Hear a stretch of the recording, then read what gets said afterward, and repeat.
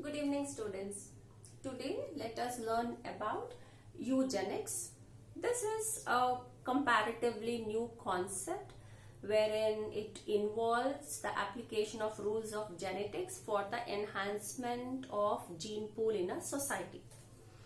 Now, we all know that we all live in a society. There is different set of populations in a society, and each population will contribute to a certain gene pool. So what is the gene pool? Gene pool is nothing but the collective or a collection of genes of a particular population. Now this varies, like if you take a world population, you will get different segments based on the continents, like American population, Asian population, European population, like that. But when you take a collective gene pool of an Asian population, they will have certain similar traits which you would not find in American population. In the same way, when you come to a further micro level, like if you take Indian population, within India you have several states and each state will contribute to a certain population. Like the gene pool or the characteristics of people who are living in Karnataka, they will have certain traits that differ from the population of Kerala, which in turn differ from the gene pool of Madhya Pradesh or UP or whatever. So why this kind of differences you find? That mainly is because of the nature of the genes that this population contains. Okay, so this collective characters is what we call as a gene pool of a population or a society. Now let us take an example wherein imagine or consider there are two well educated intellectual families, and there happens a marriage between this the children of these two families. Then obviously their progeny will also inherit the good genes from them and their race continue in the similar way. On the contrary, if you consider a marriage between two people wherein these two individuals do not have good qualities. Now here you can ask me, what do you mean by good qualities? See, good qualities are something different people have got different definition for these good qualities. For example, the Greeks, they considered the physical fitness to be the best of quality. For example, tallness, broad chest, those who are very physically fit, they were considered to be the best of individuals.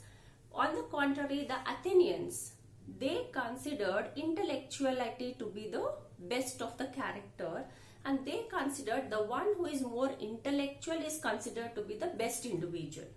Okay, so in that sense, if you consider a marriage between two people who do not have these best of qualities in them, whether in terms of physical fitness or intellectuality or any goodness of character in them, then what will happen? The contribution of their genes will also result in similar kind of inheritance of the characters.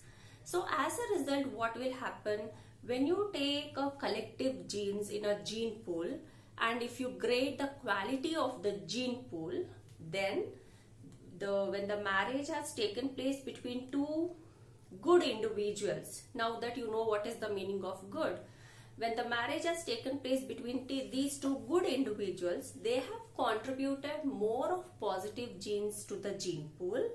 And on the contrary, when the marriage has taken place between two individuals who does not have these good characters, there what happened? They have contributed to the negative genes to the gene pool. Thereby, the quality of the gene pool or the society goes down. Right? So this concept of eugenics mainly deals with the applications of laws of genetics for improvement of human race. So wherein we will be analyzing what will be the effect of these positive genes and the negative genes on the society and how it can be curtailed so that you get a good collection of genes in the society. Now the term eugenes means good genes. U stands for good, so eugenes means good genes, and this term was first coined by Francis Galton in the year 1885. It is this Francis Galton and the Pearson, these are the two people who started working on these characters. When they talk about this positive character and the negative character, these characters, if you observe, it is very complicated in the sense, for example, the physical fitness or the intellectual character, they are not determined by a single gene. They are characters which are controlled or which can undergo modification based on the variations in the environmental conditions as well.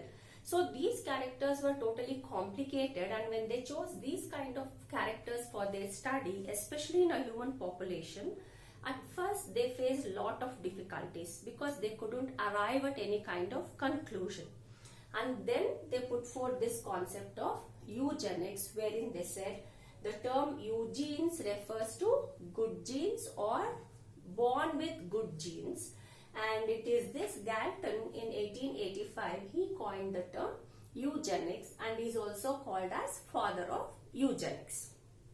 Now, what exactly or how well you can define this eugenics? Eugenics, it is defined as the science of well-born, wherein it enhances the inborn qualities of race and obtain better inheritance or better heritage by judicious breeding.